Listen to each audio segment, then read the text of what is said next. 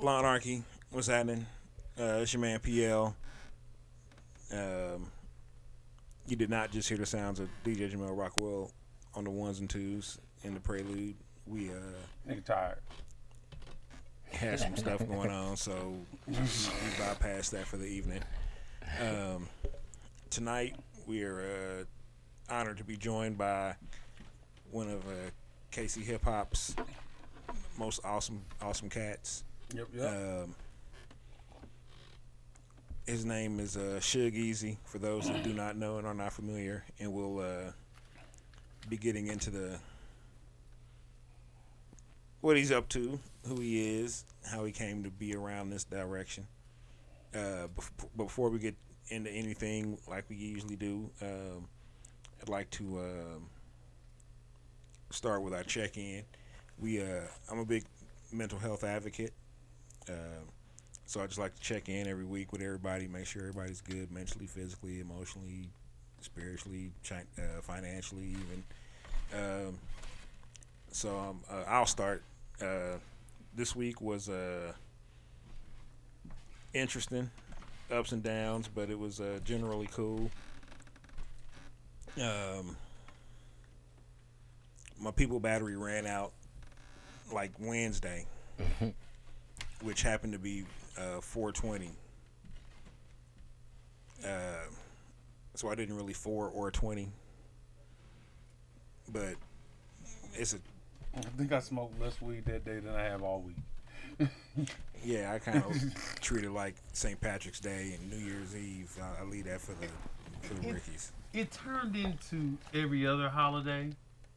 Typically 420 is like, I wouldn't say personal, but at least I can control the direction of everything I'm going to do on that day. Mm-hmm. And it turned into like typical holidays where I'm not in control of anything and I'm just running back and forth doing shit and never actually get time to actually celebrate said holiday. Mm-hmm. That's Yeah. how that shit was. I know that feeling. But other than that, it was decent. I don't have any complaints, and if I did, I'd probably just keep them to myself anyway. How's your week, Suge? Man, my week's been busy. That's for one. Two, I'm in school again, taking some classes. Fresh. Had a high on what was that? Matter of fact, on a Wednesday, but it wasn't from no weed though. That had me 100% on one of my tests. Oh shit, I hear that. Hey. I was on sky high for that day, man. Hey, So take them every time you can get them. boy, I was so happy, I almost cried. I got 100% on my test.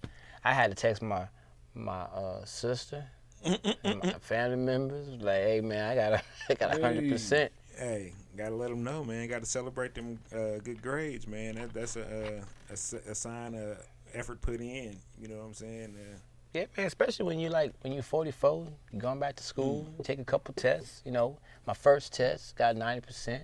You gotta get your legs up under you real quick. Got the second test, got 70%. Wasn't too thrilled on that one. Right. So by the time I got to my third test, I got that 100%. It was wrapped in. You couldn't tell me nothing that day. you couldn't tell me nothing that day. You could be like, yo, I stole your car. I got 100%. Oh man. How about you, Rock? How's your week? Oh, busy. Kiddo had another production at the Longview Black Box Theater. She's doing sound on this one. Yeah, a lot of 420 prep. I'm ready to sit my ass down somewhere. It's gonna be a slow weekend. All right. Sounds like everybody had a decent week. You know what I'm saying? We all made it through it. And that's a beautiful thing in and of itself. I'm breathing. During this week, I really didn't have any specific topic for tonight's show because I was kind of focused on next week where we'll probably be doing live draft reaction for the NFL draft. Fresh. So I was just kind of thinking about stuff for that, and also planning a game night with Ultimate Game Night. Yeah. Been trying, working on that. And I was kind of perusing through Facebook, and the big homie Casey Mixtapes posed a question that, I hear it kind of, not I want to say regularly, but I hear it often enough to where, it's I know it is a pertinent issue, and that the question was KC hip hop, what's good, what's not, and I think most people who are watching now that know me, or most people who know me, know where I stand on hip hop in general, or KC hip hop. So I just I didn't want to say anything in the conversation and feel like I was like tilting it one way or the other. So I just kind of I posted a meme or a GIF of Bill Hader eating popcorn, looking all stupid. Because I'm really interested. I mean, I'm genuinely interested in what other people have to say about this, and it was some interesting answers. And then so I shared the status, or is that, yeah, that's what they're on Facebook. I shared the status and got a few responses, and Suge hit me up, was like, hey man, shoot, I wouldn't mind coming and talking about that. And I was like, oh well, shoot, you always welcome. So Suge is a owner and teacher at Break Free dance classes. Break Free Kansas City Hip Hop School. Break Free Kansas City Hip Hop School. He just told me the full name of that too. I'm terrible with names, man. I will give your shit a whole different. That's why I'm glad you said it, because I'm. And man, it's all right, man. And you've been doing that now about 4 years. Going into my 4th year. Yeah. Okay. I know it's been. I know there's a couple before COVID. Yeah, going into my 4th year, man. Started in 2019.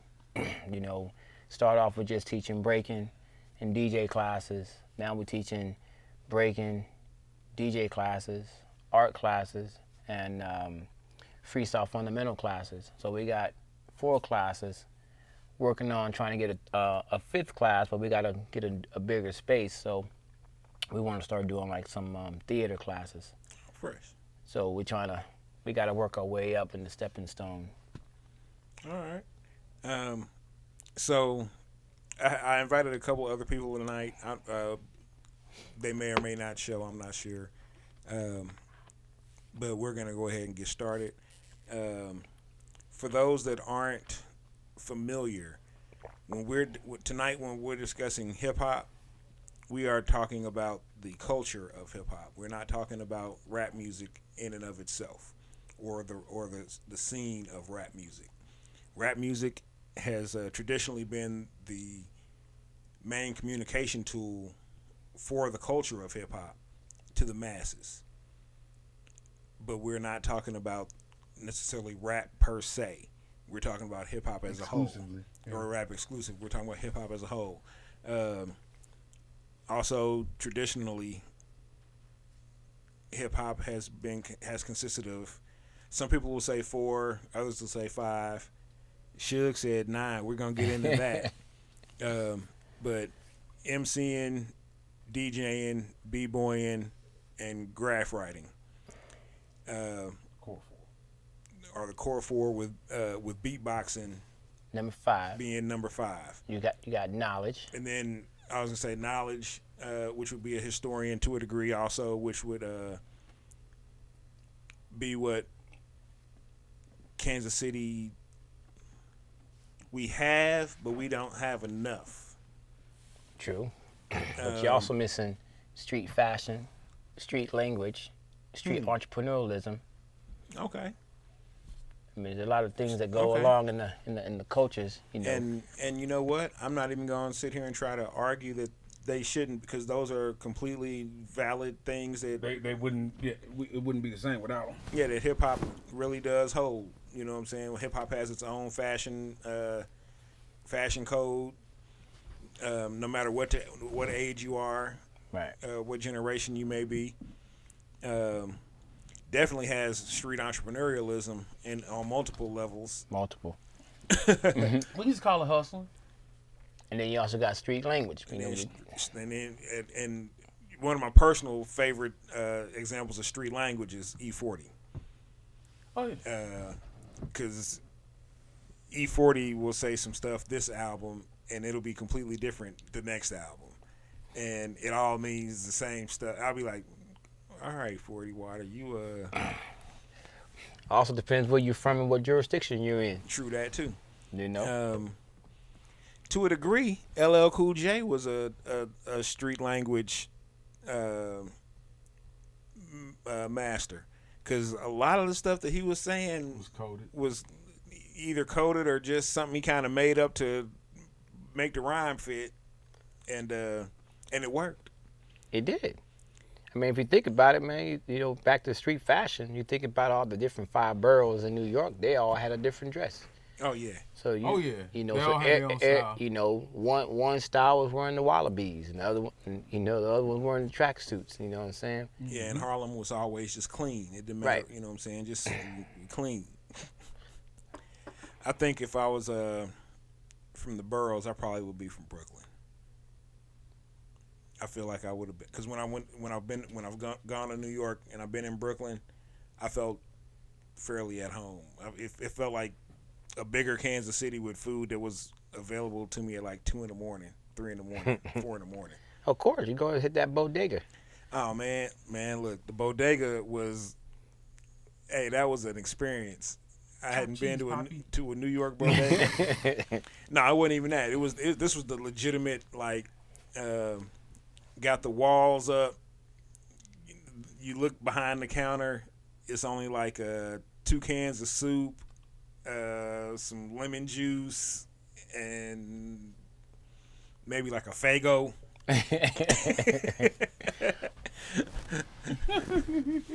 I walked in, looked around, was like, "Oh man, y'all ain't got nothing." He was like, "Shit, I got them 2 for $5s, baby." That's the New York, man. Street entrepreneurialism, multiple levels. Yep. Yeah, I just felt a kinship to Brooklyn. That just, I definitely know I wasn't from Queens or Manhattan. Yeah, I like Brooklyn too. I like Brooklyn. I show my at my studio, you know, I give all my kids homeworks and stuff like that. So I had them all watch the show called Fresh Dress. Mm-hmm. I saw that. Right? And teaching my kids about fashion, of like in the hip hop culture, how different fashion became on the up and up, all the way down from the 5 boroughs, all the way up to Carl Canine, Cross Colors, you know, Wheat. Well, what's her name? Wheat Wicker. Was it Wheat Wicker? The chick. She had her own brand. The W. Oh, I never knew what the W stood for. Honestly, it was just the W. I think it was like, oh man, Wheat Whitaker. Something Whitaker. like Wheat. Man, I'm up there. I know. I remember. I remember the styling of clothes. I just don't remember. Right. So, you know, at the school when we teach the kids about hip hop, we teach them about fashion. I was like, yo, you got to watch this show called Fresh Dress. When you watch it, you know, I gave some questions, some questionnaires, had them like answer questions, study it, and understand and figure out where they are with their fashion. Right. You know, but that's a dope documentary to understand about fashion and where it comes from, and how polo came in the game for hip hop artists, or how Tommy was one of the things. But you know, dope documentary. I'm talking about fashion. I'm gonna have to check that out. You know, it talked about the whole, you know, Tommy Hilfiger controversy too, and how it was kind of basically it was all it was like Mandela effect. Yeah, basically. But the person the funny thing about the documentary was Polo and Hilfiger, they didn't even like advertise how they did their fashion. Like when Polo was hot, Tommy Hilfiger used to drive through the neighborhood and give away free clothes. So the person that wore the Hilfiger the most at that time, if you remember, was Grand Poobah. Yeah. Mm-hmm.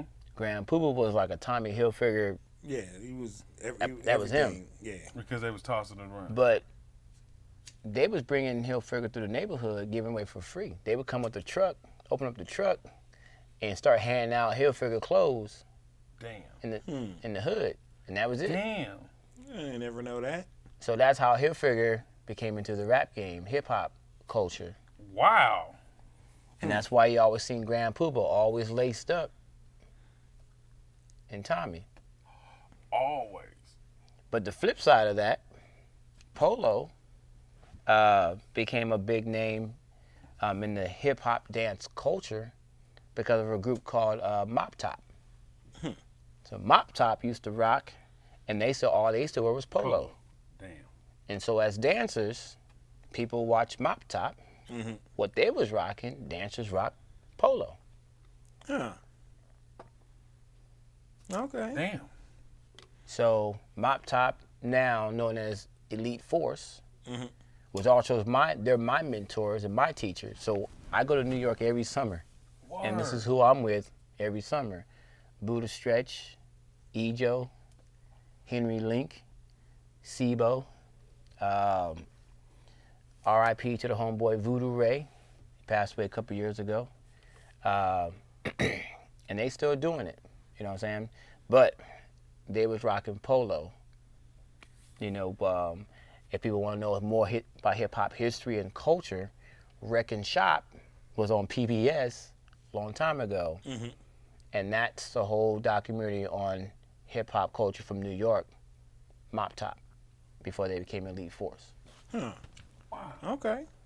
Yeah, I used to always wonder why Grand Poobah would be rocking Hilfiger, and Hilfiger was allegedly. But he wasn't getting paid either. He was hit. I thought, yeah. I just assumed he had a sponsorship. Yeah, I assumed he was getting sponsored or something. But that makes complete and total sense. Yeah. I mean, like I said, the documentary Fresh Dress is dope. They even tell you how polo even gotten into the boroughs. I mean, they had cats who used to get off on the train, rush the polo store, rob the polo store, get back on the train, go back, and they sell it. Boosters. But there was a name for them, so I'm not going to even spoil the name. I'm going to let people go watch the documentary and do their own homework. All right, y'all. Fresh Dress documentary. Google that. I'm sure it's on Netflix by now. It's probably on Hulu or Amazon Prime. Or Prime Video. It's probably on Tubi now. Right. Yeah. Hey, I fucks with Tubi. Hey man, I really like that there are there access to like every level of hip hop documentary. You know what I mean? Like Turbo got a documentary on Prime Video. You know what I mean? And like gives you some insightful shit. His was dope too. Yeah. Well, he should have one. I mean, I didn't realize that Turbo and Ozone had been on like Soul Train for. I didn't realize that was, you know what I'm saying, really them. I thought it was just cats that looked like them. I didn't know that. Well, they weren't together on Soul Train. Well, no, I'm just saying, but that they had been on there. But like Fred Rerun Barry, I didn't, you know what I'm saying, that I was like, when I saw him on What's Happening, I just thought it was, Fat Dude Pablo. I didn't know he was like Fred Rerun Barry, you know what I'm saying? I was like, oh, damn, this is Yeah, man. I remember when I used to watch that back in the days, and that's the funny thing. Before I understood what locking was, the dance style that he was doing, because he's from the original Lockers. Right. I always called it the rerun, because on What's Happening, his name was Rerun, and every time you did it, people always say, "Hey, you're doing the rerun." Yep. Until 20 years later, I found there's a whole dance style called locking. Yeah. And then the original Lockers, and I'm like, oh, that's locking. You know what I'm saying? So I always call it the rerun. But Rerun was on Soul Train. But Rerun also he was the first locker to bring locking to television Mm-hmm. on a sitcom. Yep. You know what I'm saying? What's happening? I know that's on Tubi. And if not Tubi, it's on Pluto. No, not Pluto. No, it might be on Pluto. Shoot. I know it's on Tubi. I know it's on Tubi. Hey, if you know where to get that good shit for your Fire Stick, you can get a ad-free tube. There's an ad-free Tubi? Yeah. You gotta go to the digital hood for that. I don't know about no ad-free Tubi. I don't even have to talk about that after. Go to the digital hood for that. So the topic was Kansas City hip hop. What's good? What's bad? In my personal opinion, you know what though, my stance has probably changed a little bit since COVID, because I'm not right on top of it, like I kind of was, you know, like 3, 4, 5, 10, 12 years ago. Kansas City hip hop, in my opinion, is it's in a stagnant place, but it's a stagnant place of decency. Come with it. I think I know where you're going. We don't have a lot going on as a community currently, from what I've seen, or from where I sit. I sit with you. But when we do have events, or when there are people who are of our culture that are doing something, we do tend to turn out in a supportive manner, and you know what I'm saying, and we're you know what I'm saying, it. In what degree though? Not a big enough degree, by far, as far as just a sheer numbers game, in my opinion. Or I won't even say a numbers game, but I'll say a percentage game. Because I know, and I know and understand that there's probably, and I'm probably overshooting, but I'm gonna say that there's 750 actual members of the hip hop community in Kansas City. How many? I'm saying 750. Active?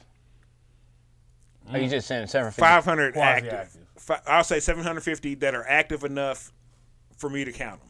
So they what go, makes them active? So I would say making them active enough for me to count them would be going to 2 or 3 things a year. Still making, you know what I'm saying, if a DJ puts a mix out that they kind of up with it. They may not necessarily, you know, say be at everything. I understand that as we get older, we get, you know, family and kids and work responsibilities and all that other stuff. Energy. And then just general energy, right? But they do come out from, you know, there's enough of them to where, like, when Soulful Sundays was happening, it wasn't necessarily always the same people. There might have been a core 20, 30 people that would be there every Soulful Sunday, but that secondary, or quote unquote secondary, group of people that would be that other 50 would kind of rotate. Like, some will be here in May, they may miss June, may miss July because of the holiday, you know, 4th and all that, but they'll be there in August, but it's another group that, while this group isn't here in May, they're here in June, they're here, you know what I'm saying? So it's enough of us that come out to kind of to keep the function happening, and to keep the function from getting on the chopping block. Well, I think the reason why that happened is because the core people that came every Sunday kept it alive. That kept it alive 100%. But the people I felt that came on the outskirt, you see them here and there, they're like, what's it called, fair weather people. Okay. I want to see who's there. Mm-hmm. Then when I see who's there, I ain't got to come back next time. Or I want to see what's popping this time. Okay, I ain't got to come back next time. You know, what makes Kansas City culture, hip hop culture, what makes you a true hip hop, what's the word I'm gonna implement? we use that. All right. You know, just because you show up to one event or two event, does that mean you're really active? Right. Okay. You know, what makes you a really active person in the culture? You might show it to an event, but to be part of the culture, you have to give the culture something to get something out of the culture. So you said, what's your contribution? Because hip hop culture is not a take situation. We got to give, we got to take. Right. So, what makes these people active if they're already taken? Well, Hold on. But is some people's contribution supposed to be their presence? Solely their presence? In a degree. now I will say one thing that we as a community, as a whole hip hop community in Kansas City has been kind of bad about is I don't want to say welcoming people, but allowing people to allowing people to have the space to just be a spectator. It feels like whenever I'm also, I'm not gonna sit here and act like I'm not, knee deep in the shit. You know what I'm saying? I'm in this no matter, what I'm saying? I'm way too deep to get up out. But it feels like it's that core of people that is keeping everything afloat, and I don't want to say that that's a pressure on them, but they don't even.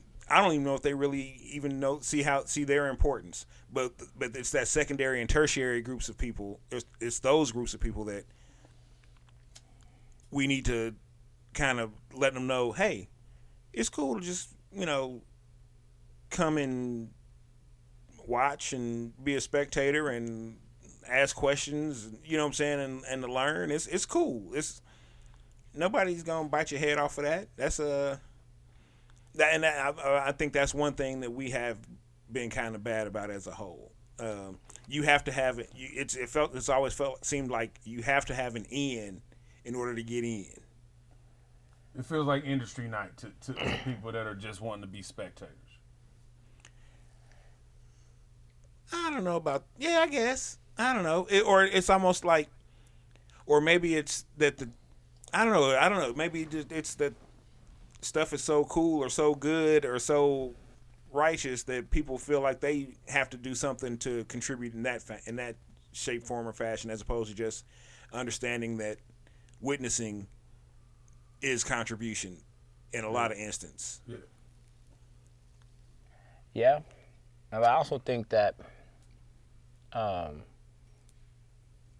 there's like so many ways we can segue this whole story, going back 10, 15 years to where we are now. Thinking about hip hop when it was 15 years ago.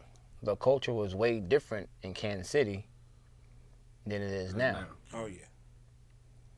But going back to 2001, 2005, somewhere in this timeline gap, Kansas City culture shifted. And I've been saying this before for a long time. Kansas City hip hop culture to me is segregated. Oh yeah. You got the dancers over here. You got the graph writers over here. You got the MCs over here. You got your DJs over here. Oh yeah. And then you even have factions amongst those and so sub factions. Yeah. And so it gets crossed because this DJ is doing a dope event, but these MCs don't want to come because they ain't friends with this person over here. And then you got the dancers don't want to come because this DJ ain't playing over here.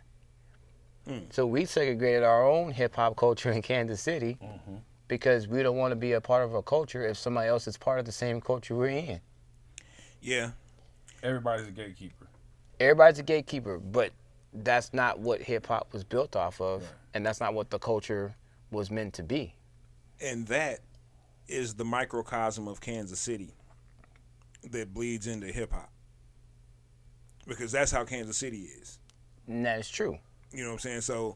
So that part of it, yeah, unfortunate. That's the unfortunate part, that because that's how Kansas City is, you know that that's how the scene is going to be to a degree. Right, but it gets deeper than that.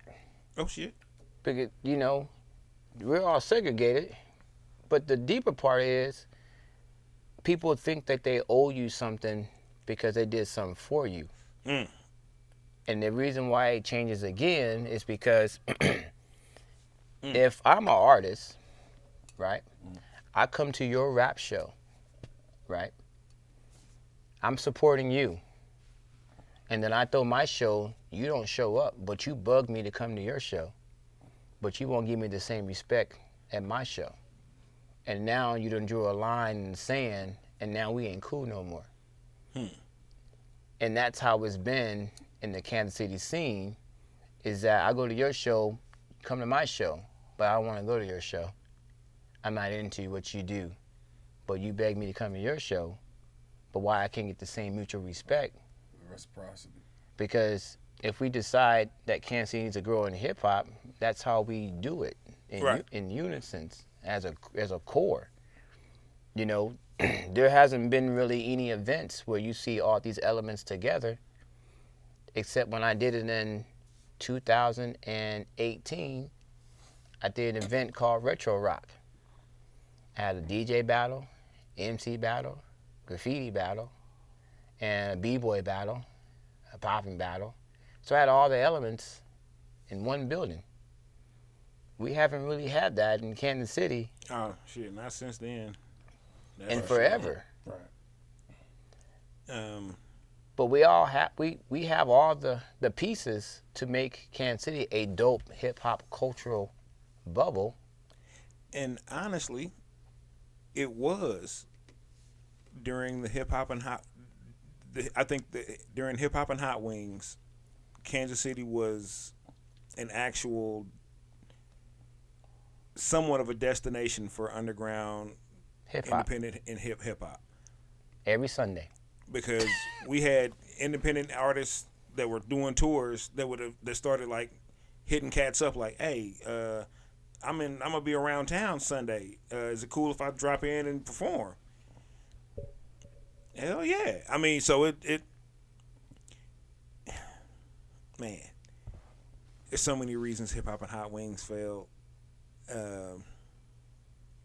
I don't want to get into them. We've gotten into them before. Right.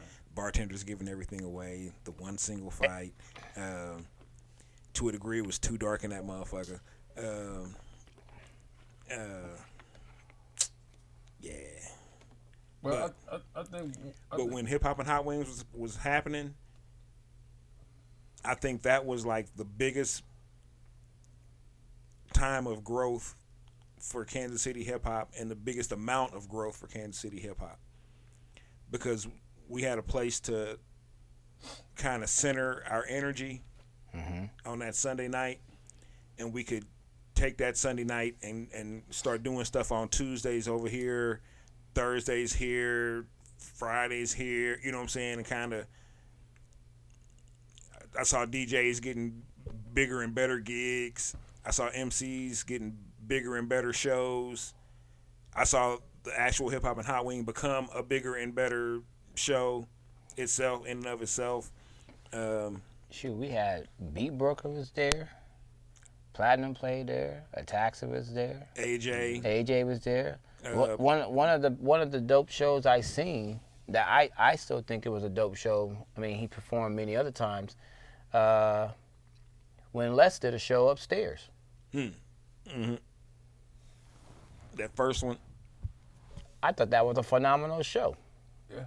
Oh, Les is a hell of a showman. Oh yeah. If y'all ain't seen Les Ismore perform, you need to go see Les Ismore you perform. do that. I mean, I met some dope people there. One of the dopest persons I met there was Nisha Gamby. Oh man, shout out Nisha, big sis. That's the first time I met her there. The reason why my locks are the way they are, because I seen her with her locks. And I was like, who do your hair? No, but I think one thing that's really come in play that affects the attitude and the approach of everybody to this thing is this digital transition that's occurred over the past 15 years, right? Joe Good said it right on his mixtape. The great thing about the advent of digital music is Anybody can create something. You know what I mean? I'm paraphrasing. The bad part about it is everybody can fucking create something. So what you have is, well, what you have is everybody feels the convenience of clicking a like or sharing something, and they feel like that's their contribution to the culture. Like there's not a core belief in brick and mortar being the foundation of the culture. Now, to a degree, it saved shit around here because during COVID, that's what you had was a digital culture. You know what I mean? Now the problem is going to be, are you going to get people to transition back out of that? Right? But are we talking? Because we were trending that way before COVID. But are you talking Kansas City? Or are you talking about abroad? Both. Because abroad is different. Abroad, it's already. It is different. I mean, Because the scale is different. Because I can go back home to Texas, and hip hop culture is thriving. I can go to New York, it's thriving. I go to Chicago, it's thriving. Kansas City ain't thriving. There's no heartbeat anymore. No, because you don't have a brick and mortar foundation. You don't have a mecca for people to go to anymore. But if you did have one in Kansas City, ain't nobody coming. But that's my point, because people are okay with being sedentary now. You know but that's just here. But any other place you go to, hip hop is thriving. Yeah, I mean, like in New York. I don't think those other towns are as negatively affected by it. But I think everybody's experiencing that to some degree. Like in New York, there's there's a place called Tools of War. Mm-hmm. I see DJ Red Alert. I seen Biz Markie, rest in peace, before he passed away. I done seen DJ Hollywood, and they have this on Thursdays. It's in the middle of a park, at Cortona Park, and everybody show up. There's about 600 people that show up in Cortona Park on a Thursday. Yeah, but you got a lot more of a fan base to take losses from and be okay. I mean, you talking about the Mecca, you know what I mean? So yeah, I mean, once New York opened up, I hope you can get somebody to show up to a show. You know what I mean? They've been waiting for that shit. But going back to his point, Hip Hop and Hot Wings had everybody there. Hip Hop Hot Wings shut down, and then we can't find nobody. Yeah, because everybody started going digital. Everybody wanted to be either a social media personality. You know what I mean? But you can do that social media personality at the hip hop event. You can, but you don't have to. I mean, I'm speaking devil's advocate right now. You know what I mean? Obviously, I believe in the fact that you need to go and be a part of. You need to go out, get out of your house, and be a part of some shit. You know what I mean? But that is a Kansas City mentality, man. If there's a way I can entertain myself from the crib, I will. For free. For free. You know what I mean? And I'm gonna be a hypocrite and bitch on social media that there's nothing going on in Kansas City. But you can do that. But then that goes back to the other point he said, and we talked about earlier, what makes you part of hip hop culture if you ain't even in it? You can't. They think they thumbs is part of the culture. You gotta be in the culture to be a part of it. I mean, because like at least because everybody thinks they have their own little hip hop culture within their Spotify playlist. But that's music. But that's the problem. They don't acknowledge the other facets of hip hop. Those take effort. They do. Yeah, it don't take effort to focus on the music. It's right at your hands. Well, it still takes effort, but it's easier, and in my opinion, to focus on the music if you're gonna focus on the music, because the music is most accessible. I mean, true, but there's a bunch of old head b-boys out there that are active. You know what I mean? Like, and their contributions being on social media, liking and sharing videos, talking about what was going on, which is cool, but yeah, it doesn't have the same effect of, hey, let me show up. I ain't been out in years, man. Let me go show up and be a part of this thing. Let people know this is worth it. You know what I mean?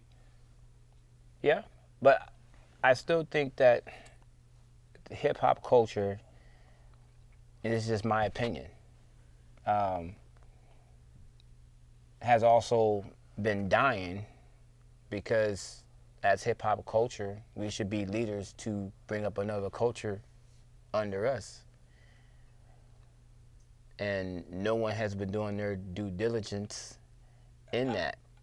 As a whole, I would say we have not been good shepherds. Well, there was a time when there was good shepherding, and things changed rapidly.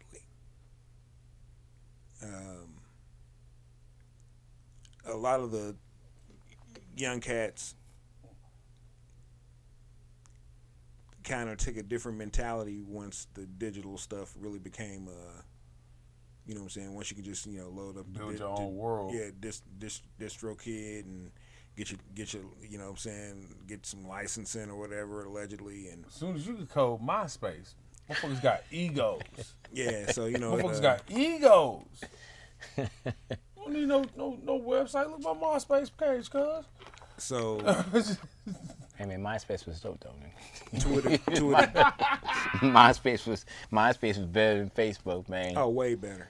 They had music on your page when people show up. Oh yeah. Cats was getting paid to customize people's MySpace pages, man. Well, you go in there and code your little picture and do my MySpace page was terrible, but I did it myself, so I was like, shit, it's all bad, baby. I ain't into coding. Yeah, you learn how to code, and you post a picture up and doing all this color changing. Look, we didn't even know. We was just trying to get fresh. All day. That's that fashion part. That's still part of that fashion element of the culture. You know what I mean? Oh yeah, that's never going away. But people got content with that. They got a little bit of outreach. They got a little bit of connection with the world at large. If the potential of being the world at large, and they got content with that. I can agree with the content part on that, due to the fact is that we'll switch it up. Now the content is, you know, on Facebook, you know, you shoot out your little flyer on your page, and you think you're going to get the masses to show up. You know, like, I got a show Saturday night. Everybody come check me out. Woo. But back in the days, I'm tagging 60 people. I don't know. Back in the days, when you was on foot, and you had to push them flyers, that meant something. You had 100 people show up already because this is my access. You was spitting game. Yo, I'm such and such. This is what I do. Let me spit for you real quick. Da da da da. Hey, come to the show. Now, here's a flyer on Facebook. Hit like, and hit interested. Hey, I ain't even gonna sit there. I will hit an interested in a heartbeat, but I don't, cause I'm not gonna say I'm going, cause I don't want somebody, to count on your numbers, right, to be there. But I am interested, and the interested really means, one, if I remember, two, if I'm not just dog tired, cause I work at a spot and we work basically open and close shifts, so I'm on my feet all day, walking around selling shit. It's cool, but it's a pain in the ass. When I get off, I'll be ready to not fuck with nobody. Mm-hmm. So for me personally, it's just a matter of, do I have enough people battery, as I like to call it, left to go out and physically. That's why I say I'm interested, but I rarely say I'm not going unless it's just something that sound like some bullshit straight up, or I just know I won't be in town, or I'm not gonna be able to make that, or it's not up my alley. You know what I'm saying? Then I decide to respect. Hey, I'm not going to that. That's the people I know. People I don't know, I probably just don't even look at they invites on Facebook, to be honest with you, because. All right, let me ask you this then. Your homie's doing the show, right? I'm there. No, your homie's doing the show. You show up to the show, but how many people are you bringing with you to the show? Or how many people are you sending that same invite on Facebook to have your homie? Oh shit! I'm sending that to everybody. Yeah, I'm personally hitting up the people that I know were more likely to actually go. Mm-hmm. You know what I'm saying? Hey, like I can use Spain as an example. You know what I'm saying? Spain will hit me up, or I'll hit Spain Nuggets. up. Big Spain, the Spaniard. Shout out to Spaniard. He out there doing his trucking thing now. Are you trucking now? Yeah. Mm-hmm. That's why you used to go by Spain Nuggets. Yeah, McNuggets, Spanish McNuggets.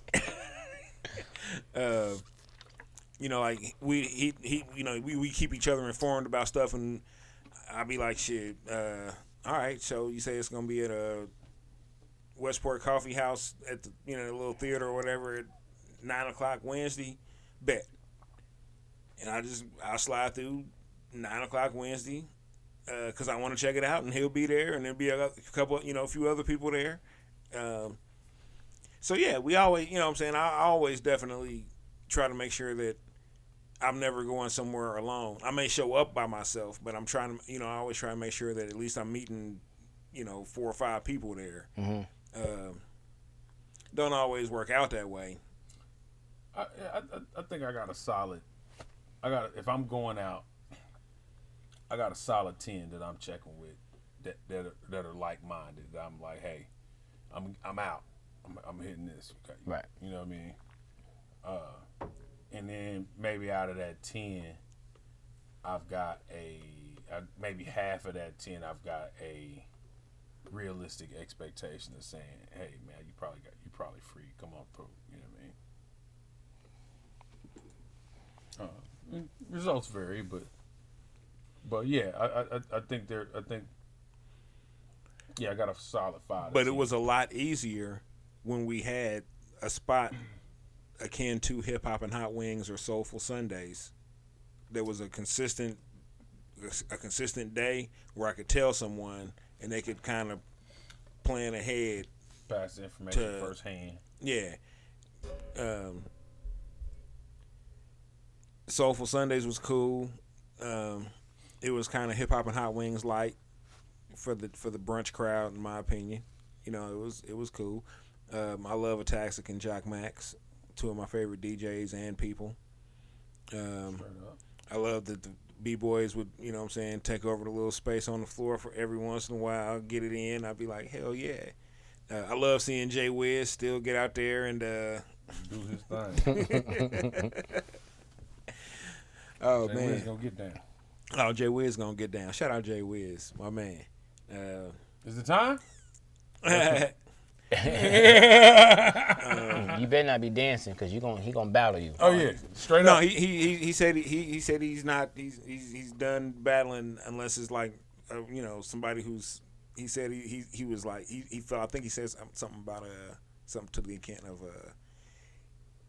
he looked back on it, he felt like he might have kind of been bullying some people, and I was like, I don't know, Jay Wiz, man. Me and you got into it and got into a few battles. You know what I'm saying? I mean, I ain't no dancer at all, but you know what I'm saying. You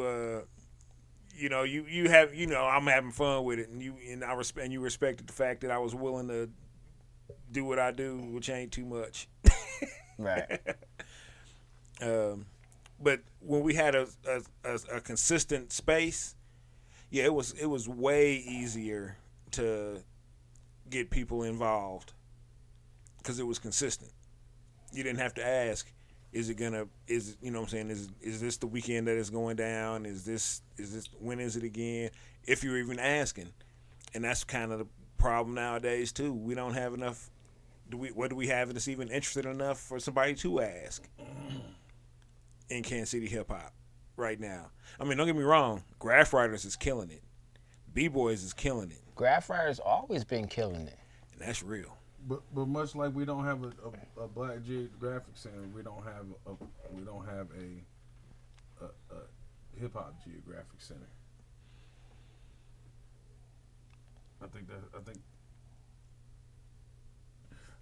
I'm just talking about Jay Wiz just made me think like if Jay Wiz showed up to a thing, that was a thing, that was a culture.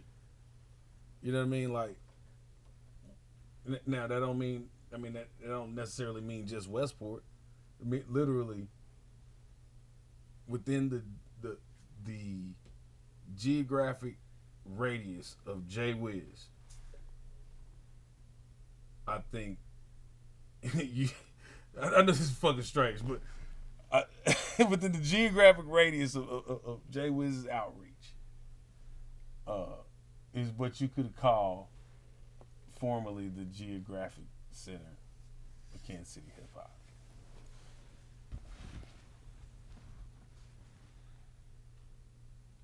So basically, Midtown. Nah, I know he can catch a ride out to some things every now and then. I mean, but nothing ever happened outside of Midtown. Really? Downtown. First Fridays. All right, yeah, I forgot about the first Friday. Scion stuff. Oh, you went back with the Science Sound Lab. Yeah. Damn. Boy. Man. I got all that. He was there though. No, he wasn't. Yes, he was. When Cyan was around, Yes. he wasn't going no Cabal. Man. He wasn't going to Cabal then. He wasn't down there. Never came to Cabal. Not maybe like once. I don't remember Jay not- Wiz down at Cabal. But Cabal was a whole different And that's where Science Lab used to park outside and hand out all the CDs. yeah. And then they also had the backstage spot over at Grinders, the Sound Lab, before they turned it into a He would VIP get down spot. there. Yeah, he was over there. Yeah, that's a bike ride for Jay Wiz. Right. Yeah, That's what I'm saying. Bike ride, man. Jay Wiz ride his bike on the Overland Park. He didn't show. Jay Wiz didn't show You up show to right. any of them shows in Brookside. Man, them shows in Brookside are so long ago, bro. I don't really. I just remember the shows in Brookside paid.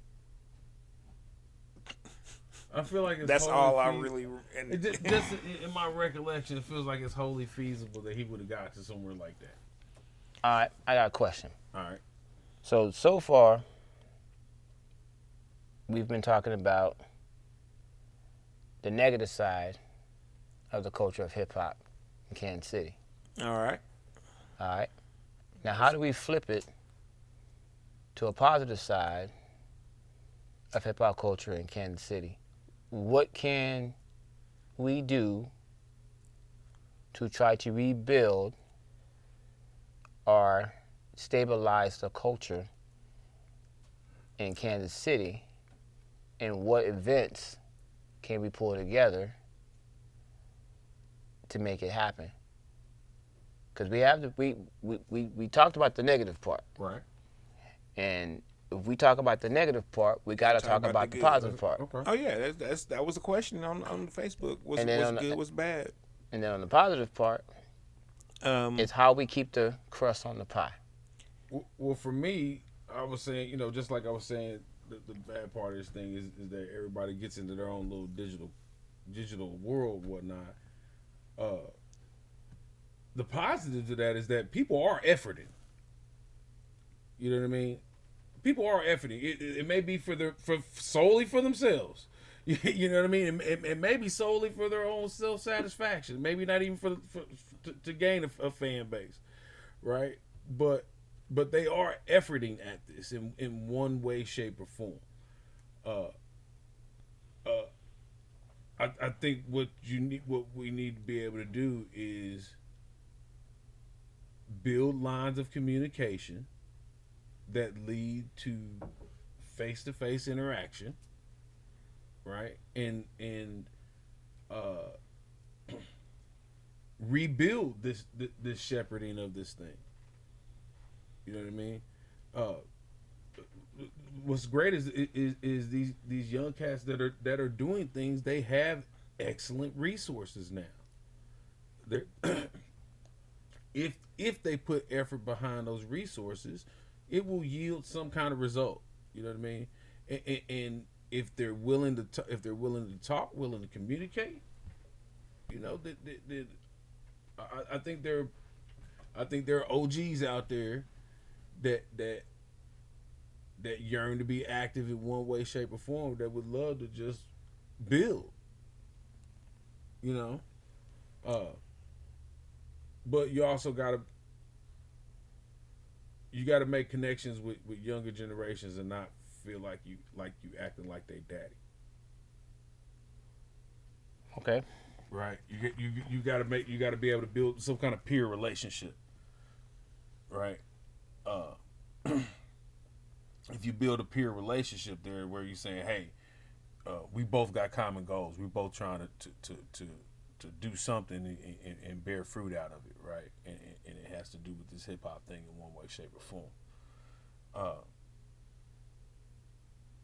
So now that we understand that we both got common goals in that regard, now you got a peer relationship that younger generation now can use the older generation as a resource.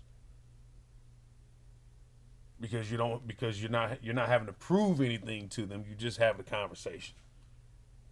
You're not trying to exert your dominance over the younger generation. You're trying to say, hey man, you're out here doing something. I hope I kind of like what you're doing. I hope this works out. Here's a space. Here's a space. Come be a part of a space. That's what we try to do with this thing. Right, but shouldn't that almost should be a given? Yeah, but it hasn't been for so long here that you've got to reestablish it.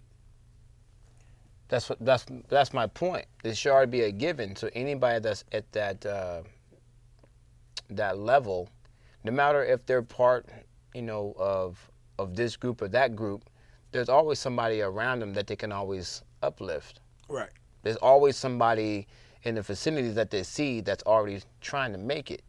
And if you have the tools and the whereabouts, that should already be a given. Okay, for instance, I used to write. I can teach as far as I can in graffiti in my school, but I know the right source to go to. I ask Gear. Right. He's more qualified and validated to uplift somebody 10 times more than I can. Right. So I know what the resources are. But I know that once he gets there, he's going to uplift another generation. Mm-hmm. But then it's almost an unspoken conversation. He don't have to tell that next generation to uplift another generation, because what he did for them, the next generation is going to do it again on their own. That's what I'm talking about. It's almost a given to uplift the next generation. But you're still also competing with the DIY spirit of the current era. A lot of these cats are learning how to make beats on YouTube. You know what I mean? A lot of these cats are learning how to dance off YouTube. You know what I mean? Like a lot of these people are learning art off YouTube. You know what I mean?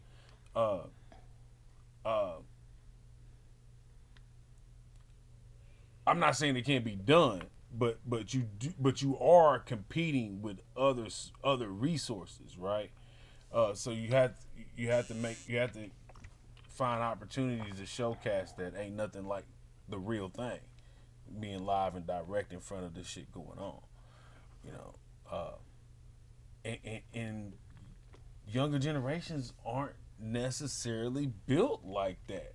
They're kind of introverts. They kind of find ways to be at the crib or be with 2 or 3 cats at the same place. Maybe as a whole, yeah, but that's also I'll say that a majority of the parents I know in the hip hop community, their kids are into hip hop. And they're into our shit. They're into our you know, they may not necessarily be knee deep or just diving in head first, but they know what it is. They listen. They respect the art. They understand b-boy. You know what I'm saying? They're part of the culture. They're just not contributors. They're what we need to a degree. You know what I'm saying? They're kind of like the Amish before they go on Rum Springer. You know what I'm saying? Rum Springer is us letting them make their decision on what they gonna do. Comedy, y'all, my bad. But we definitely, I think, need to have a space that is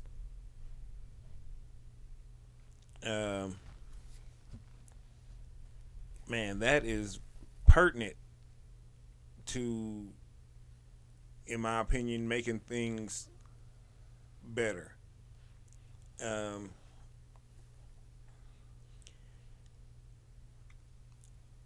We're a little older now, so I don't know if we should be the ones to dictate where that space is now. But we could have a space for us.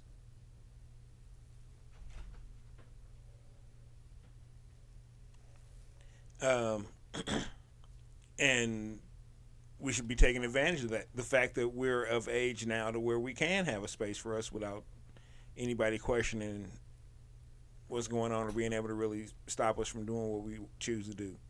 Which is why I'm digging what you do when with the dance spot and the hip hop school. Mm-hmm.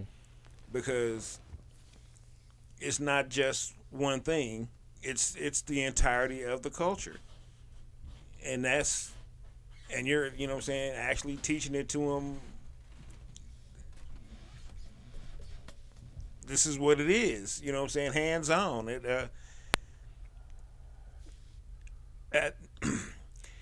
That's cool in a motherfucker to me, because there's not a lot of space in Kansas City for people to be able to do that.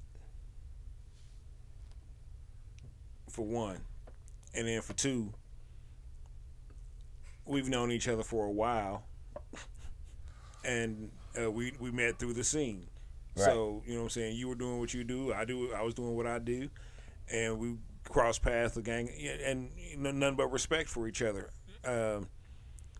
So it's those kind of relationships that we really have to kind of expose more, I guess. Because people probably didn't even know that we knew each other. If even from the scene, they may know we speak, but they probably didn't know how long we've known each other. And right, what I'm saying, that I remember Suge coming to Cabal, boy. I remember I almost put I can't remember his name. It's the tall dude with the dreads. Was it Adonis? No, it wasn't Adonis. 'Cause I remember Adonis. He was tall. He was like 6'4", 6'5", and he did the head slide, and he slid at one of the bouncers on accident. Man, dude was like, man, I was about to put him out, man. I didn't know what the fuck was going on, man. See, the only dude that was that tall that was breaking in was Adonis. Was it Adonis? Yeah. Adonis ain't 6'5", though. He's 6 something. He's 6 something. Shout out Adonis. Yeah, because he was in the crew called the Dirty Q-Tips back then. Damn, oh wow. You know, I've been thinking your question over a little bit here, and I think one thing that you bring to the table here and might be a missing link here is recruitment. You recruit, you know what I mean? Like you're out here actually grabbing the young generations and pointing them in the direction of a space. And as much as I've offered to be access to younger generations, I can't necessarily say I've went out and recruited. Mm-hmm. You know, I mean, hell, we talk about we need an intern for this thing. You know what I mean? But I don't know. We haven't actually recruited. You know what I mean? I mean, I don't know. I've never really looked at hip hop as something that you had to go out and recruit for. Well, you didn't have to before, but there's a bit of a necessity for it now. If you're talking about the culture. Yeah, but how would I say it? So I'll go into the dancing aspect of it. You know, people will see breaking on YouTube, right? They'll sit on YouTube. But if I go out and get loose at any spot and I break, I done recruited 6, 7 people, this is from kids to adults, to want to take class. It ain't the same experience of watching YouTube and then trying to learn it off YouTube, because you don't get a cultural experience from that. Right. Because me, you know, I rhyme, but I never wanted to be a rapper. Since I was 16, I can write rhymes. I'm a writer, a DJ, and a break. When I walk into a spot, I'm bringing the whole culture with me. And so when I show up, you're going to get the culture. You're not going to get one element, but you're going to get the knowledge behind everything that I'm bringing to the table. Just with that conversation, I already got 5 new dancers. But in a sense, I feel that's part of my job as a hip hop diplomat, is to be out doing a thing. People want to know about it, educate them, teach them. I'll rock with you, because hip hop culture has always been open arms. Right. Right? Mm-hmm. So we've always been open arms. So I even explain to people like, yo, I'm going to teach you this culture, but I'm going to teach you the facts that what you're doing right now is a black and brown culture. Now, you come in, you can learn it, you know, but I'm going to give you the facts that go along with it. You can take whatever journey you want with it. You don't have to be a b-boy or a writer or an MC or a DJ. Right. You don't have to be any of that. You just come in and respect the culture and you're good. But being able to understand what's going on when you go somewhere or when you see something means that much more. Right, because now you're socially aware. Right. Because you might just see some throw-ups or some bombs. You know what I'm saying? That might be saying some. You might just think, oh, that's a cool little. That might be like some. Nah, man, you better stay away from here. We'll fuck you up if you get to tagging our stuff. Right. It's our stuff. Straight up. We not playing. But I know you guys are speaking about having a spot, having people go. But it's also at the same time, how do we create a spot where people can show up and feel welcome without even knowing that's the spot? Because the culture that we're in is dope, because we know it's dope. Right. Oh, yeah. But the outside, looking in, don't know it's dope. But now they don't even know if they're invited or not You need invited. that walk-in appeal. Yeah. You know what I mean? They don't even know if they're allowed to be there at all. So how do we change that narrative back to culture is open arms to anybody that walks through the doors? And I think that if we can figure that out, change that narrative in Kansas City, we can actually slowly rebuild the scene the way it used to be. Because you go back to the days of the Bulldog battle in Lawrence. Oh man, that was a melting pot. wow. You know, you go back to events that was happening at the hurricane, another melting pot. Yeah. What was that one spot over there by the comic book store where Taha and all them used to do the MC shows over there? Oh my God. 40 grand, East 40 or 40 grand. Hey, over there, 40. Yes, another melting pot. I can sit here and name off all these places, and I was there at all these places. You know, just melting pots. It was just open. People just came in, and you're like, "Where you from?" "Oh, I'm from Lawrence." "Word? You from Lawrence?" "Yeah. Such and such told me about this show, so I came out. I like hip hop. Fresh. That's why I'm here." Right. We don't have that anymore. We got to figure out how to get back to that. Well, a lot of that actually at the time when it was really thriving in Kansas City had to do with the fact that places saw how well Hip Hop and Hot Wings was doing, and they were like, we know we can't necessarily capture that, but let us get our piece of that, which is how like Harling's over on it was down the street from there upstairs. That spot, that's how, you know, they started doing stuff. Let's see, like Davies Uptown started doing stuff.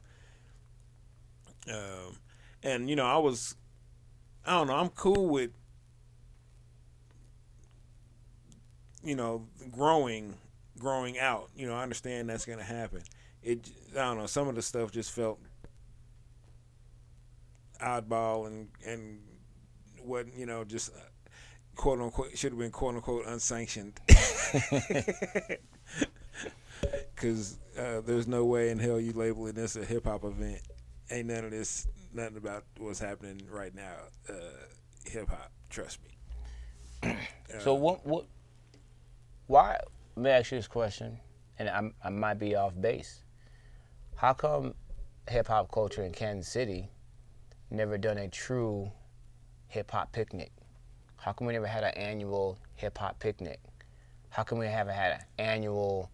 We really haven't had a really annual hip hop nothing. There was I don't know if it was annual or if we just did it like 3 or 4 times that summer. But there was a time, it was around Cabal time. And Nisha?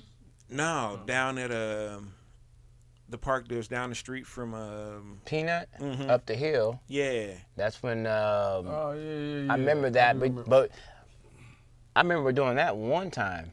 We did that. Oh, it happened like, I remember it happened like 3 or 4 times. Cause that was when Ataxic and Trinessa first had the second child. I believe. No, either the first or second. No, second child. Cause me and Brooklyn, we kick it. That was the baby. She's still a baby. So yeah, so that was. But that was just a summer of it. And I think we might have did. I think one more might have happened like the next year, but it wasn't necessarily annual. You know, connected to that. It just was another. We just gonna meet at the park and grill, and DJ's gonna, Tax is gonna DJ. Jock may spin a little bit. Whoever shows up is gonna, do a little something. BYO grill. They were slapped together. Yeah, you know what I'm saying. It was cool. It was I loved them, but like I said, it wasn't something annually. Shit, maybe we should do that. We should make one happen for the end of the summer or something. Should do something. I think it would be really dope. Bandstand? I think really dope if we can just get a lot of cats together and not worry about money. Just do a free event, free show. MCs come out, bring the riders out, and just have a great time to show what the culture really is. I think a lot of people is missing what the culture is. Going back to what you said, people think the culture is online. They think it's just music, and they think it's whatever is in front of them. But they don't understand that the culture is something that you're a part of. The vibe is there's a vibe that they don't have access to. Right. From the And phone. and I think there's a disconnect to some of the generation now that think this is hip hop, and then we go, that's not hip hop. Join the culture and see what it's about, and then you go, oh, this is what I've been missing. And now that piece helps their rhyming. This piece helps their graph. Right. It changes a lot. There's a whole graffiti culture, but you can write at home all day. But until you hang out with some writers and see what they vibe out, what they're like, you're gonna be like, oh, you're gonna be inspired to do something else. You know, that's why We need to go back to the park. ATT, they still rocking. Yeah.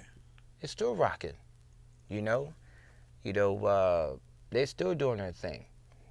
But a lot of cats that I met some younger cats like, yo, you write? You know who these artists are? But you're a writer in Kansas City. You don't know who these writers are? I have no idea. I didn't even know they existed. I see their pieces, but I don't know who they are. You know, but I know that I know a lot of cats from 18. I know they got a lot of information to share. Right. You know, but it's still growing. I mean, there's a lot of writers still coming up. But I think we need to do something to show the masses that say they're hip hop culture, make an event that is hip hop culture, and have like one of them, big ass block parties like Dave Chappelle. Have everybody come together, put down your egos, come do 1 or 2 songs. No one's getting paid. We all getting the same bill, $0. Everybody's gonna get paid the same, $0. Bring some meat. You know what I mean? Get you a hot plate, socialize, catch up on some people you ain't talked to in a long time. Bring your family out. Let your kids see what you used to talk about back in the days. Back in the day, I used to do this. Well, Sure. come shine. Back in the day, I used to write. Well, we can find somebody, donate some wood, paint, get it done, block it out again, do another piece. I mean, it depends on what's going on. We got a couple DJs want to play. Come play. You get your little 10-minute set, whatever. I mean, we got to find a way to build it back. Right. Because you want to talk about the good and the bad. It's in the gray. Mm-hmm. Yeah. It's in the gray. People that are older are going to say it's bad. People that are younger are going to say it's good, because we're on 2 different spectrums now. Right. Mm-hmm. We done lived it. Like, man. And I'm one of them. I would say, man, Kansas City, I go other states. Yo, Suge, how's Kansas City hip-hop scene? My response is always, what scene? What scene are you talking about? The scene, y'all had a scene. We had one. We don't have that scene no more. But you still doing it. Yeah, I'm still doing it, but I'm only one. If we had everybody, I mean, that's another, the scene here is different. That's why we don't get a lot of big shows that come through here. They Oh, always yeah. skip Kansas City because there's no really a hip hop culture scene. No cohesive. You Right. know, they're like, oh, what about Kansas City? Nah. Nah. Let them come to. We go to St. We go to Louis. St. Louis. They'll drive, or we go to Colorado. They'll fly. You know, Well, I've But- been telling people that from a booking aspect for years, because when I was doing stuff with various clubs and bars and stuff, I'd be like, man, look, these cats are not what the deal is for real, bro. I'm just saying, if you're trying to get some bread, it's not this. No. I'm a firm believer, man. If there's a problem, there's a solution. And I think that we can make a solution, and if we can get it rocking by the end of summer, to put together a dope show, or a dope picnic, or a revival picnic, whatever you want to call it, and get some cats together, check their calendars and see things what's going on, and just put a show together and have people just come out, sit on the blankets, bring your drink, have a couple grills, make some food. I mean, we can change how people view us, and we can change, and for the MCs and stuff, people are going to see what happens. And all the places you try to get into, hey, you want to perform here? We seen you, we heard about this, we showed up, and we seen what you did. You want to come here? It might open up other doors for other people that never had a chance to have a door open in the first place. But we have to create that. If we keep waiting for the next hip-hop spot, or if we keep waiting for the next person to throw another hip-hop event, we ain't going to make it. That's why we always a step behind of other people, because someone like us are talking about, yo, this be dope if we do this. But we ain't doing it because we're waiting for somebody else to make the move first. And that move don't happen, and then we say we ain't gonna do it. But if we want to change the vibe and how hip-hop scene is, we have to be the ones to do it. If we talk about it, we got to be the one to move with the two. Right. But we can't, I understand we have to delegate some things out to other people because I might not be able to do that part. But you can. You might know the owner. Get me in. I might be the talker. But him right here, he might be the artist. Right. But we're stronger in numbers than we are individuals. Oh yeah. You know what I'm saying? Oh yeah.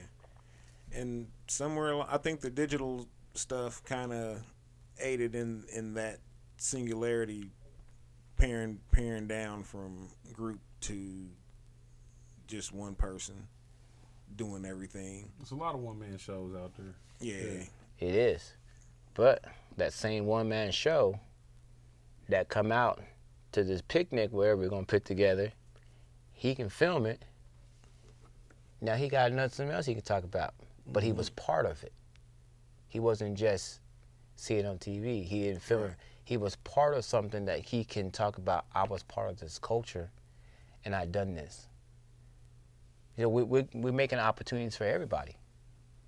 But people have to see the opportunities that is made for everybody at the same time.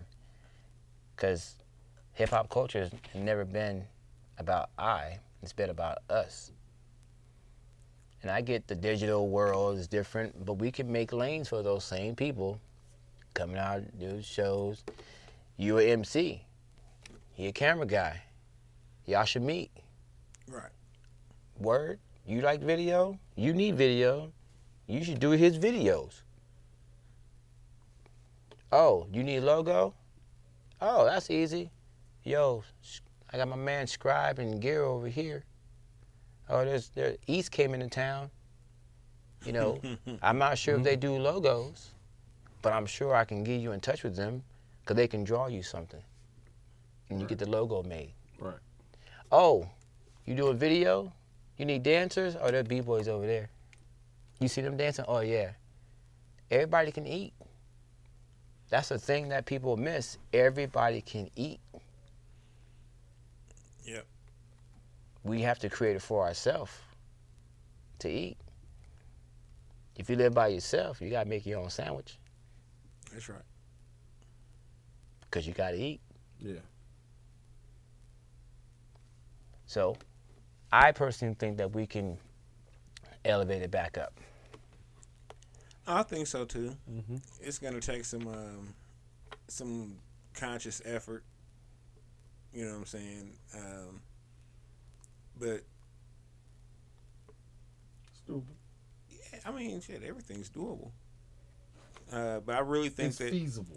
I really think that a lot of people want to get back to a more active degree, even if that activity was just being in the mix. Period. Because they were kind of like I said, people grow up and have kids and shit, but the kids are older now. So the kids, doing their own thing. It depends who you're talking to. Yeah, Rockwell looking like, man, my kids are kind of older. Not both of them. Just one of them. Yeah, only one of mine is old. Well, she on her own. She 21. I got a younger one, but Yeah, I got a 19 and an 8-year-old. yeah, but my kids they both into hip hop. Not surprised. They both like hip hop. They like breaking. They like hip hop. I mean, anything they be pitting me on songs that I'm like, who's this? But they listen to the joints that I listen to. But listen to the same artist, I never even heard that song before. I'm like, who's that? Oh, my youngest daughter, the other day, she surprised me, man, rocking J5. Nice. Sweet. So she's rocking J5. I think her favorite song is it Bayou, Y-O-U, the last one? Is it J.U.? J-U? Yeah. Mm-hmm. That's her favorite joint. Hmm. That's her favorite joint. And I didn't even know that song. And I listened to J5 and never even rocked that song. And she was like, yo, peep this. I'm like, what is this? Oh, J5. What song is this? I picked that mug on. We was both doing this. That's dope. Hey, well, that's they're definitely we need to get back to each one teach one. That is for sure. See, but I also change that motto a little bit. Everybody always say each one teach one, but they forget there's another letter that should go along with that. Each one teach one, but you also gotta reach one. You know what I'm saying? Right on. Each one teach one. That's good for me and you, but we gotta reach one. Straight up. Because when we reach one, guess what the information goes? Out. So we always got to each one, teach one, reach one. Yeah, I heard it. I think one other positive about the streaming era is these younger generations are such voracious listeners that everything new ain't enough. You know what I mean? And we're also in the era of curated playlists. You know what I mean? So sometimes sometimes these places will put out playlists of golden age stuff or stuff from, or the best of this era or this subgenre, and they peeping that stuff out. You know what I mean? Because it's right there. It's right there in their hands. So I think that bodes well for the whole deal because they're taking in media. You know what I mean? So give them access, give them more access, and then give them some physical access. You know what I mean? And yeah, I think this thing will build back up.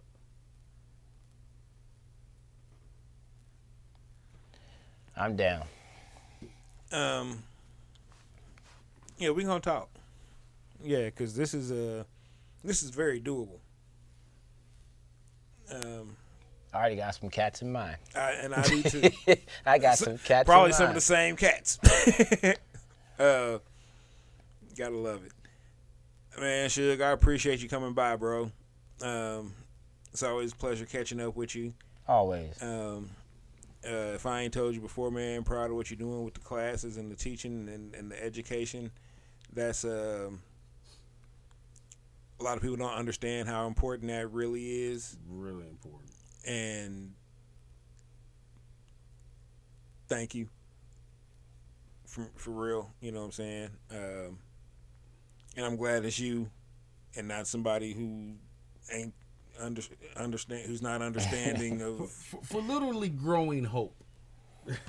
Right. And man, in order to be a dope teacher, man, you got to be a student of the game, for one.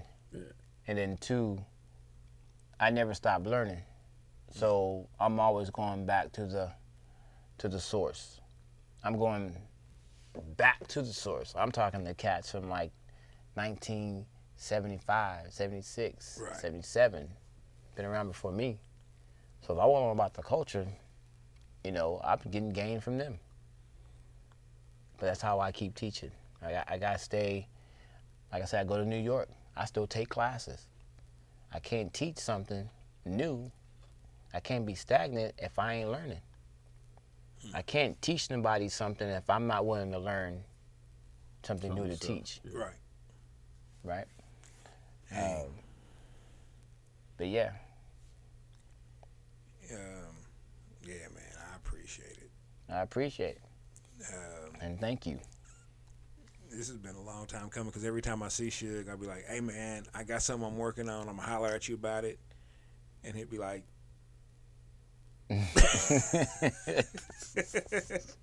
but I always know if I call Suge or hit him up, if he's available, he's gonna show up, and I appreciate that. Break Free, look it up on y'all got a Facebook page because I'm Facebook page. We got a website, Break Free Kansas City Hip Hop School. It's a school. The crazy thing, we talk about this, man. I know it ain't the same subject, but the crazy thing is, I get the most slack about my school being in Overland Park, Kansas. And a lot of people don't even understand the reason why I picked a school there. People have the weirdest thought process, and they're like, you out there with a bunch of white people with a hip-hop school. And I just look at them, I was like, you're right. I am in the Overland Park with white people. In a hip-hop school. With the hip-hop school. But the thing is, everybody needs to be educated. right. Everybody needs to. Most white people don't know about hip-hop culture. No, not the culture. Nah. So they want to be down with it. They want to be in it. So why not take it there and teach it? If you think about it, if I was a Spanish teacher, I'm not going to go to Mexico and teach Spanish. Straight up. Ooh, shit. Wow. Did that? Oh, shit, man. But you get what I'm saying? Straight up. Yeah. Oh, yeah. Straight up. Straight up. Oh, my goodness. Oh, man, that was a good one. Oh, Too man. much sense. It's just, Too much sense. Oh, shit. Well, man, we're going to wrap it up. Once again, appreciate you, Suge, stopping by. Hey, salute to you, my man. So, Those that are watching, make sure you follow his Facebook page, like the page. Break Free Kansas City Hip Hop School. Break Free Kansas City Hip Hop School. Make sure that it's pertinent, and because in this day and age, the least you can do is at least like the page. I mean, you know what I'm saying? You can like the page. Take your Yeah. lazy ass thumb. Yeah, that's the least you can do is like the page. 13 Hey, millimeters to the and right. if they come to the studio, I got Scribe working there. I got JT Daniel working there. I got Years working there. I got Meat Man's working there. Oh man. I got I got Hip Hop Books. DJ Sincere, he's one of my DJ teachers. Hey man. Shout out to DJ Proof. He was my first DJ teacher. Oh man. So I was keeping the culture alive. I mean, it's still alive. Matter of fact, quiet as kept. It never happened. Maybe it will in the future. But Jock Mack was talking about teaching at the school too. We had a conversation about Jock Mack's teaching at Break Free. That'd be dope. So I'd take whatever class he was teaching. Straight up. Then we also have also again, he had different his job didn't allow it, but maybe in the future it's gonna happen. Gear was gonna be our graffiti teacher. We have an art teacher, but we're gonna add graffiti to the mix. Gear was gonna be our graffiti teacher. So I knew in where to go to the sources, because I believe in whatever they do, they're gonna give it to 100% at the best ability. Right. You know what I'm saying? So when people see our school, one, black, runs a school, culture is right there behind it, and you're going to get the true essence of what the culture really is when you walk through the door. It's real, y'all. I've been there. I need to go by there more, but COVID hit, and I ain't been nowhere. Hell, I don't even like going to work. I mean, but I probably wouldn't like going to work without COVID. So, not that I don't like my job. I just don't like work. Word. Man, we appreciate y'all tuning in, hanging out with us tonight. As usual, make sure you like and subscribe on our YouTube, Facebook, Twitter, all that. The Lawnarchy, LAWNARCHY. We do this because we really do love and appreciate hip hop culture, predominantly of Kansas City, but internationally also, throughout, just in general. And we also wanted to kind of document people in and of the scene and around the scene to so we can show it, later, that, hey, these are the people. I don't know. I didn't think I'd be the one doing this, to be honest with you, but it's been cool doing it. It's still got a lot of people to get, which is the fun of it. So let's see here. It's 420, so happy belated 420.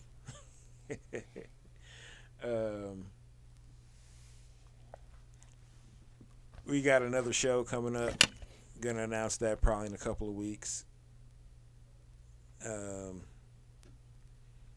then also follow the page, because we're definitely gonna be putting this hip hop picnic show, artist showcase, b-boy extravaganza together for the summer. Yeah, man, let's do it, man. Let's make it happen. I'm all about it, man. Let's do it.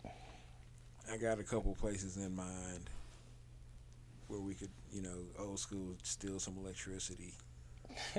It's working. Oh man.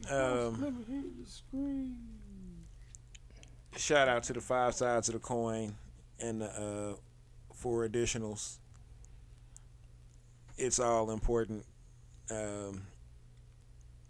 And remember, you don't have to necessarily be a writer, an MC, a DJ, a b-boy. You don't have to, just being witnessed to is oftentimes more important than those that are actually, or it's equally important, I'll say, because they're doing what they do, and you're witnessing, bearing witness. You're part of the history. You know what I'm saying? You're one of the historians. Jesus' life had 4 people write about it in the Bible: Matthew, Mark, Luke, and John. You know what I'm saying? That all those books are about Jesus' life. So I'm just saying.